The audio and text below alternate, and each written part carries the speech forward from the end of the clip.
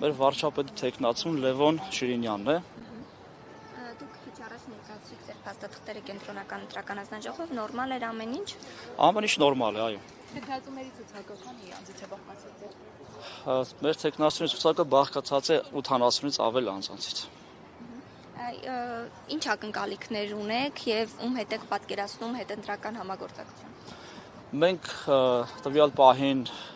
նման հարցերին հատուկ, եթե հարկ լինի հատուկ ասելիություն կասենք, այս պահին նման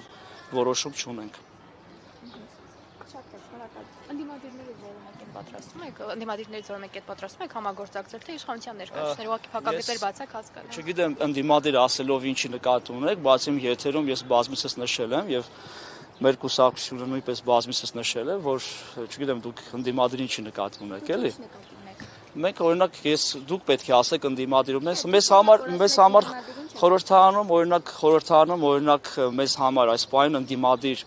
ինստիտուտը ընդդիմության ներկայացնող ընդդիմադիր ուժ չենք տեսնում, մեզ համար ռևանշիստներ են ընդհանրապես։ Իսկ ձեր հարցը որ տվեցիք, արդեն պատասխանեցի, ասուլիսում կարող ենք, եթե հարկ լինի, ասել։